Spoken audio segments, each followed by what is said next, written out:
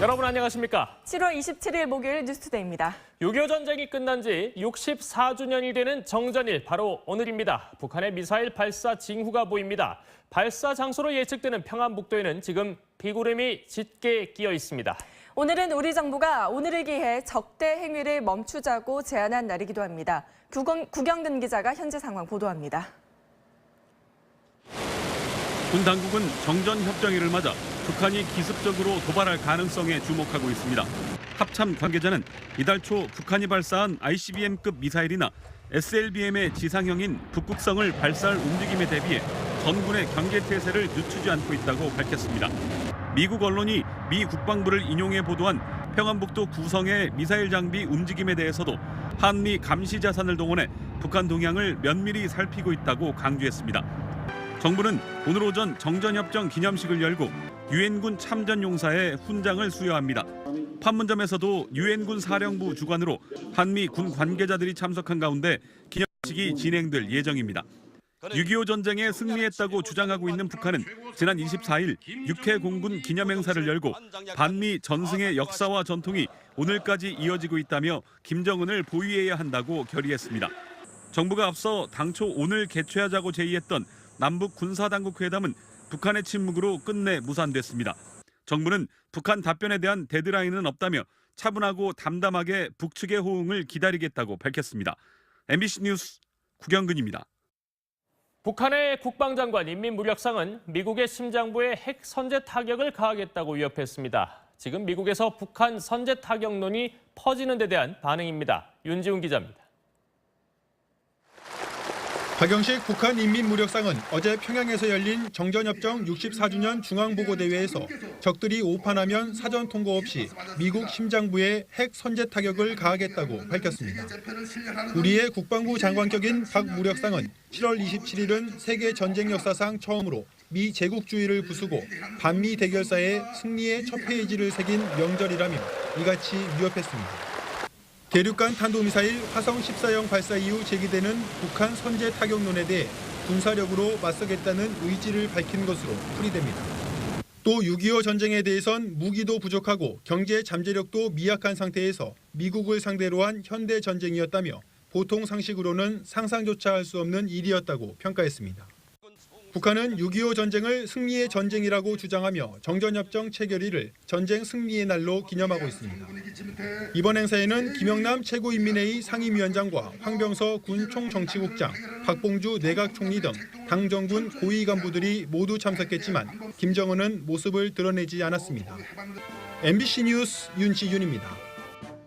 이렇게 북한이 한반도 휴전협정 체결 64주년을 맞아 오늘 대륙간 탄도미사일을 시험 발사할 것이란 관측이 나오는 데 대해 미국의 국방부는 발사 시점을 예측할 수는 없다고 밝혔습니다. 제프 데이비스 국방부 대변인은 브리핑을 통해 북한의 핵미사일 개발 프로그램은 일정표에 묶여 있지 않고 특정한 날짜들과 관련돼 있지 않다며 이같이 말했습니다. 데이비스 대변인은 북한은 가능하다면 언제 어디에서든 미사일 시험 발사를 공격적으로 추진하고 있다면서 우리는 이 부분을 우려하는 것이지 북한이 날짜를 언제로 잡을지를 걱정하는 게 아니라고 말했습니다. 네, 시장의 예상대로 미국 연방준비위원회가 금리를 현 수준에서 유지했습니다. 물가 하락, 즉 돈을 너무 빨리 걷어들였다가 경기가 다시 후퇴하는 거 아닌가 고민의 결과인데 증시는 반겼습니다. 다우지수, 나스닥지수 모두 사상 최고치를 경신했습니다. 뉴욕에서 이진희 특파원입니다. 미국 중앙은행인 연방준비제도가 현지 시간으로 26일 연방공개시장위원회를 열고 금리 동결을 결정했습니다. 이에 따라 연방기준금리는 1%에서 1.25% 선에 그대로 머물게 됐습니다. 미국 금융시장에선 이달 정례회의에서 기준금리가 동결될 것이란 예상이 많았습니다. 지난달 연준이 금리를 인상한 데다 물가 둔화 우려가 남아있기 때문입니다. 연준은 성명서에서 최근 미국의 물가 상승률이 주춤한 것에 대해 면밀히 지켜보겠다면서도 중기적으로는 2%의 목표를 향해 물가가 상승할 것이라는 낙관적 전망을 내놨습니다. 금융시장에선 연준이 올해 안에 한 번 더 금리를 올릴 것을 시사한 것과 관련해 올 12월에 가능할 것이라는 전망을 내놓고 있습니다. 연준은 또 현재 보유 중인 4조 5천억 달러 규모의 채권에 대한 매각을 조만간 시작할 것이라고 밝혔습니다. 국채 등을 사들이는 방식으로 시중에 막대한 달러를 풀어 양적 완화에 나섰던 연준이 미국 경기가 지나치게 과열되지 않도록 서서히 자금 회수를 시작하겠다는 겁니다. 금융 전문가들은 연준이 오는 9월이나 10월쯤 자산 축소를 시작할 것으로 내다보고 있습니다. 뉴욕에서 MBC 뉴스 이진입니다. 국민의당 제보조작 사건 관련 현역 이용주 의원이 8시간의 검찰 조사 끝에 귀가했습니다. 제보조작은 전혀 몰랐다, 오해가 소명된 것 같다고 말했습니다. 현재근 기자입니다. 국민의당 이용주 의원이 참고인 신분으로 8시간에 걸친 검찰 조사를 받고 오늘 새벽 귀가했습니다. 이 의원은 취재진의 질문에는 답변 없이 소명이 다 된 것 같다고 짧게 말한 뒤 검찰 청사를 빠져나갔습니다. 오해가 있었던 여러 부분들은 다 소명이 된 것 같아요. 검찰에서 현명하게 판단할 것이라고 봅니다. 검찰은 이 의원을 상대로 폭로전 자료가 허위임을 미리 알았는지를 집중적으로 조사한 것으로 전해졌습니다. 이와 함께 제보 검증부터 발표까지의 모든 과정도 세밀히 캐물은 것으로 알려졌습니다. 앞서 소환된 김성호 전 수석 부단장과 김인원 전 부단장은 당시 이 의원이 지방 유세에 가 있어 결정엔 전혀 관여하지 않았다고 진술한 것으로 전해졌습니다. 국민의당 제보조작 사건과 관련해 현직 국회의원이 소환된 건 처음입니다. 검찰은 이 의원에 대한 조사를 끝으로 제보조작 수사를 마무리할 계획으로 이르면 내일쯤 사법 처리 대상과 수위를 결정할 계획입니다. MBC 뉴스 현재입니다. 자유한국당이 담뱃값을 4,500원에서 2,500원으로 2,000원 내리는 내용의 담뱃세 인하 법안을 발의했습니다. 그러자 더불어민주당은 자기 모순이라고 비판했습니다. 김세로 기자입니다. 자유한국당 홍준표 대표의 측근 의원이 담뱃세 인하 법안을 발의했습니다. 현재 4,500원인 담뱃값에서 세금을 2,000원 내리고 2년마다 물가 상승분을 반영하겠다는 겁니다. 법안을 발의한 윤한홍 의원은 가격 인상 후 금연 효과는 없고 국민 부담만 늘었다고 취지를 설명했습니다. 지난해 담배 세수는 인상 직전 해보다 5조 원이 더 거치며 12조 원을 돌파했습니다. 홍준표 대표의 대선 공약이 담배값 인하였지만 당내에서는 신중한 목소리도 나옵니다.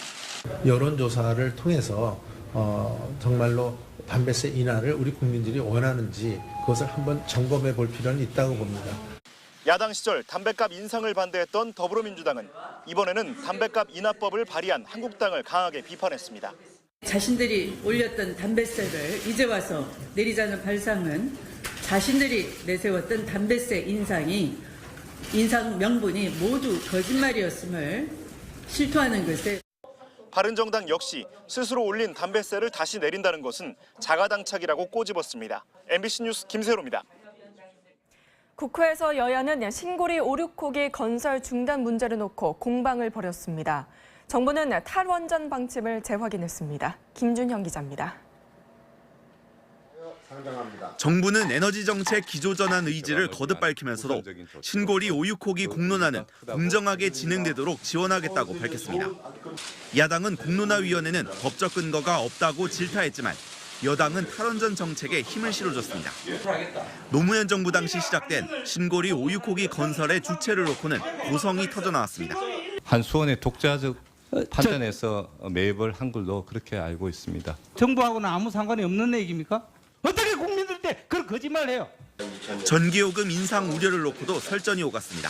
전기요금이 절대 올라갈 수 없는, 이거는 뭐 거의 삼척동자도 이렇게 간단하게 알 수 있는 겁니다. 전기요금 인상을 걱정하시는 우리 국민들은 삼척동자보다 못한 겁니까? 원전 중단으로 일자리가 없어질 것이란 지적에는 신재생 에너지 분야의 고용 창출 효과가 5배에서 10배 더 크다고 반박했습니다. MBC 뉴스 김준영입니다. 문학의 블랙리스트를 작성, 관리한 혐의를 받는 김기춘 전 비서실장 등에 대해 법원이 오늘 1심 판결을 내립니다. 특검과 피고인 측 입장이 첨예하게 대립하는 가운데 법원의 판단에 관심이 모아집니다. 박윤수 기자입니다. 서울중앙지법은 오늘 오후 김기춘 전 대통령 비서실장과 조윤선 전 장관 등 문학의 블랙리스트 작성과 관리에 연루돼 기소된 전직 고위관료 7명에 대한 선고 공판을 진행합니다.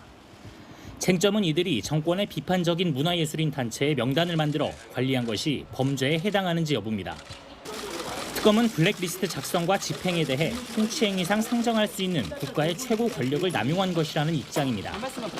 표현의 자유를 억압하는 반헌법적 행위이자 역사의 수레바퀴를 되돌려 놓은 사건이라고도 평가했습니다. 이에 특검은 김 전 실장에게 징역 7년을, 조윤선 전 장관과 김상률 전 수석에게는 각각 징역 6년을 구형하는 등 피고인 전원에게 실형을 선고해 줄 것을 재판부에 요청했습니다. 하지만 블랙리스트 작성의 총책임자 격인 김 전 실장과 조 전 장관은 리스트 존재 자체를 몰랐다며 혐의를 부인하고 있습니다. 김 전 실장의 경우 한정된 국가보조금을 어떤 기준에 따라 나눠줄지는 정책 기조에 따라 달라질 수 있는 것이며 법으로 처벌할 대상이 아니라고 주장했습니다. 오늘 판결은 같은 혐의를 받고 있는 박근혜 전 대통령 재판에도 영향을 미칠 가능성이 있는 만큼 재판부가 문학의 블랙리스트에 대해 어떤 판단을 내릴지 주목됩니다. MBC 뉴스 박윤수입니다. 최순실 씨가 이재용 삼성전자 부회장의 재판에 증인으로 출석했습니다. 딸 정유라 씨를 증언대에 세운 것과 관련해 특검에 비난을 쏟아내고 이후 최 씨는 특검을 믿지 못하겠다며 증언을 거부했습니다. 김수근 기자입니다. 마스크로 얼굴을 가린 최순실 씨가 호송 차량에서 내린 뒤 법원 건물로 향합니다. 이재용 삼성전자 부회장 재판에 증인으로 출석한 최 씨는 증인 선서를 마치자마자 특검에 대한 불만을 쏟아냈습니다. 우선 지난 12일 딸 정유라 씨의 재판 출석 과정을 문제 삼았습니다. 새벽 2시부터 9시까지 어디서 유치했는지 부모로서 물어볼 상황이지만 특검이 얘기를 안 했다며 스스로 나왔어도 위법이라고 지적했습니다. 또 특검이 저희 딸을 데려가서 먼저 신문한 건 딸로 저를 압박하려는 것이고 제2의 장시우를 만들기 위한 것이라고 말했습니다. 하지만 특검 측의 증인신문에 대해서는 딸과 제 목줄을 잡고 흔드는 질문에 답변할 수 없다며 증언을 거부했습니다. 특검을 믿을 수 없고 증언 거부는 특검이 자초한 일이라며 책임을 돌리기도 했습니다. 이후 특검 측이 증언 거부 사유가 안 된다며 질문을 계속 이어가자 아예 입을 닫았습니다. 특검의 신문은 1시간 반 만에 끝났고 변호인 역시 반대 신문을 하지 않아 최 씨에 대한 증인 신문은 소득 없이 마무리됐습니다. MBC 뉴스 김수근입니다. 서울 강서구의 한 다세대 주택에서 방화로 추정되는 불이 나 아버지와 아들이 크게 다쳤습니다. 잠실의 대형 쇼핑몰 주차장에서는 차량 화재로 시민들이 긴급 대피하는 등 밤사이 화재가 잇따랐습니다. 사건 사고 최유찬 기자입니다. 주택 창문에서 검은 연기가 쉴 새 없이 뿜어져 나옵니다. 소방대원들은 집안에 쓰러져 있던 주민 2명을 긴급히 구조합니다. 어제 저녁 6시쯤 서울 화곡동의 한 다세대 주택 4층에서 불이 나 53살 한모 씨와 20대 아들이 화상을 입고 병원으로 옮겨졌습니다. 경찰은 아버지 한 씨가 스스로 주방에 불을 낸 것으로 보고 한 씨를 입건해 범행 동기를 조사할 방침입니다. 비슷한 시각 서울 송파구 가든5 쇼핑몰 지하 주차장에 세워놓은 승용차 한 대에서 불이 났습니다. 불이 옆차들로 옮겨붙지 않아 큰 불로 이어지진 않았지만 연기가 심하게 나면서 주차장에 있던 시민들이 구조대 도움으로 긴급히 대피하는 소동이 빚어졌습니다. 어젯밤 8시 반쯤엔 서울 강서구 등촌동의 한 3층짜리 빌딩 옥상에서 불이 나 인명피해 없이 10분 만에 꺼졌습니다. 소방당국은 에어컨 실내기에서 불이 시작된 것으로 보고 정확한 화재 원인을 조사하고 있습니다. MBC 뉴스 최유찬입니다.